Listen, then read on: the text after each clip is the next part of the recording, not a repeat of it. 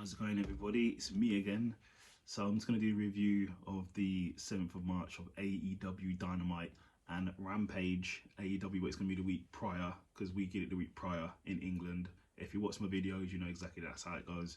So basically, let's get into it. So it starts with Chris Jericho coming out, basically saying he wants to shake Eddie's hand. I knew exactly what was going to happen before I even saw this happening. But anyway, there's clues. There's so much clues for what's going to happen. But anyway, he calls out Eddie to come and shake his hand. He wants to, like, says, yeah, he's a real man. He'll stick to his word. Eddie comes out and basically cuts a promo, like a real life promo, saying he met some people who were down and out on their luck, talking about giving up. And Eddie was talking about not doing the match because he had demons and he wasn't going to do the match against Chris Jericho at Revolution. But the people who met, who were suffering, they sort of motivate him to do it. So then he did the match. And then basically, after all of that, Eddie and Jericho shaked hands. And then 2.0 came down. So 2.0 came down, started attacking both of them, Jericho and Eddie. And then Santana and Ortiz came down to protect Eddie and Jericho. And then Jericho got Floyd the bat. And then Santana or Ortiz was holding up one of the members of 2.0. And as I suspected, heel turn, Jericho strikes Santana and Ortiz, and they started beating down. So it was 2.0 and Jericho started beating down all of them. Then Jake Hager came down like, oi, what's going on? What are you doing, Jericho? He turns around and then pulverizes Santana, Ortiz, and Eddie. So basically, there's a new faction called Jericho Appreciation Squad or something like that. And then Jake Hager powerbombs Santana off the side apron through a table. Big shout out to Jericho, who sort of, because he was teetering a little bit, so Jericho put Santana up properly on his neck, so he didn't get powerbombed like at a bad angle, probably break his neck. So he put him back up straight, and then that was pretty good. Ring awareness there by Jericho. So that was that. So next first match was a defense of the AEW World Championship. Hangman Adam Page versus Dante Martin. Good match. It's good to see the title being defended regularly, or at all, like more regularly than recently. It was a good match from Hangman Adam Page and Dante. Obviously, Dante is a good guy, good wrestler, high flyer, one of the best. But Hangman obviously won. Then Adam Cole comes out and said he wants a match. So they're talking about doing a 3-on-3 match on Dynamite. Hangman and his partners versus Cole and O'Reilly and Bobby Fish. Then it was Daniel Bryan, I keep doing that, Bryan Danielson versus John Moxley, versus the Workhorsemen. I've never seen them before, but they was out there. It was a good match, but obviously Bryan Danielson, John Moxley won. And then William Regal came into the ring and then basically states how he's linked to both Bryan Danielson and John Moxley. And he even called Bryan Danielson the perfect wrestler, but said Moxley is the perfect sadistic, maniacal, violent wrestler. So this is why they came together. And he even got a bit emotional in there, talking about how Tony Schiavone had helped him out back 29 years ago when he first came to America from England. So yeah, it was good. Then we had Wheeler versus Pac, because the championship match didn't last that long. Pac won, which was a good match. Then we had Team Matt Hardy and Andrade and his peeps out there. So they was having a dispute because Andrade doesn't want Matt Hardy in the crew anymore, in the clique. So everyone sort of voted him out. Even at one point, the private party said, no, keep him in. Then when his back was turned, he said, no, they want him out. So they all started beating down Matt Hardy. Then when they was beating him down, Sting and Darby Allin came out for the save. So they came out to save. And then, from nowhere, while they're getting beat down, when the fight's going on, all you hear is do do do do do do do. Jeff Hardy comes out, place goes nuts. My question is, how did they manage to get that music? I thought that was like WWE music. How did they get the rights to that music? Unless they've created the music themselves, I don't know. But Jeff Hardy comes out to the actual Hardy Boys music from WWE, which was shocking.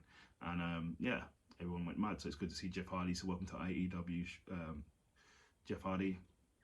Then Swerve Strickland was there from WWE. he was there basically saying he's here to cause some noise, and yeah, he's ready to do some work. Then there was an interview with Wardlow, basically stating that he's been sort of bound to MJF through his contract, but he's not going to be treated like crap. He's not going to have his family held hostage by MJF. He's not part of the Pinnacle anymore. He says he's doing what he wants to do now, and he's now going to be called Wardlow's World, because he doesn't just want the TNT Championship, he wants the Heavyweight Championship. So he's coming, baby. He's coming, baby. Then it was Keith Lee in the back having an interview, and then QT Marshall turns up and basically says he's got Keith Lee's back if ever wants some help. And then Keith Lee says, "Do you not see the size of my back? I don't need any help, thanks." So that caused a bit of a rift there. Then it was Team Jungle versus the Acclaimed. Good solid match. Obviously Team Jungle can go. Acclaim, I'm always entertained by their raps in the beginning. The raps are really good, solid at the beginning. But Team Jungle won that match.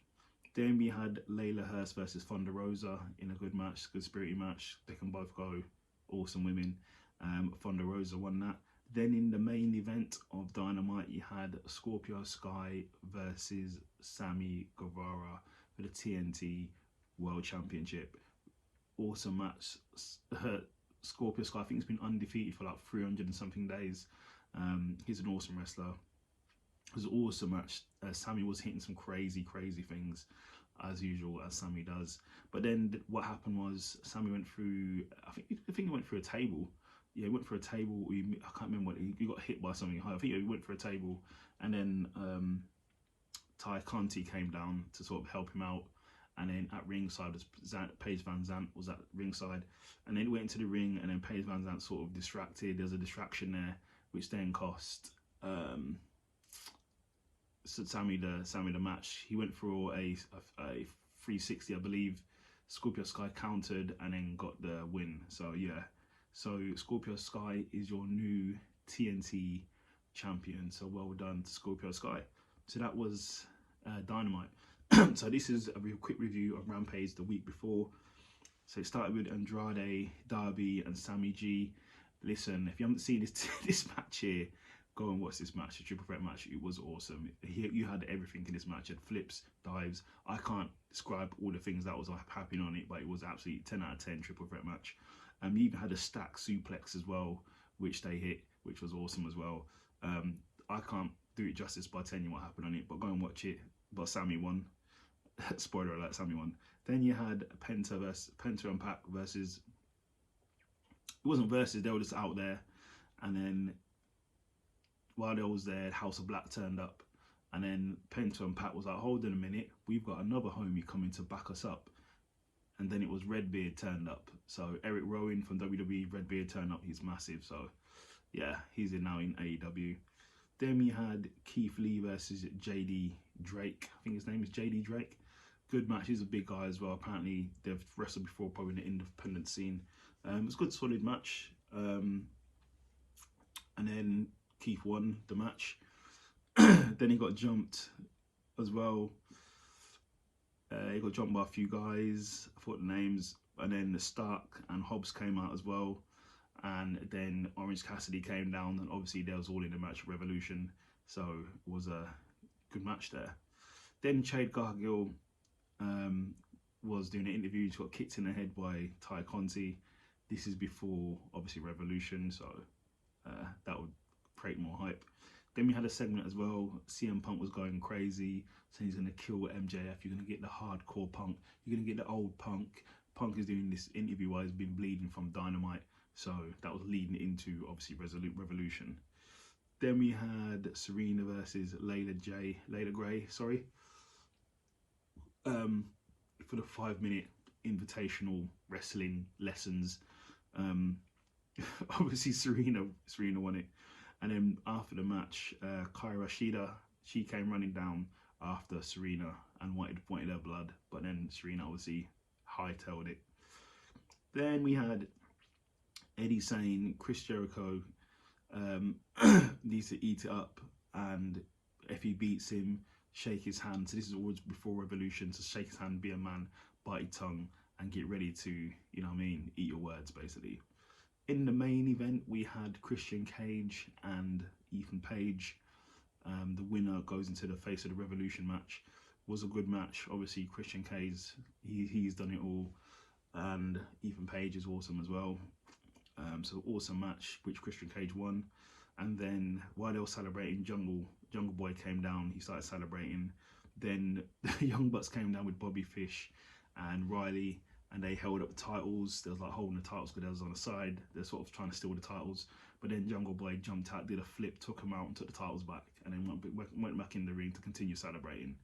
So yeah, that was a good Rampage. But as I said, that was the Rampage before Revolution, so that's a bit old. So I'll do the review of the most recent Rampage. Will be next week because we get it a week back. That's how it is in England. But anyway, that's your quick review on Rampage and Dynamite. So like, subscribe, and follow the channel. And you can follow me on Instagram below. Take care.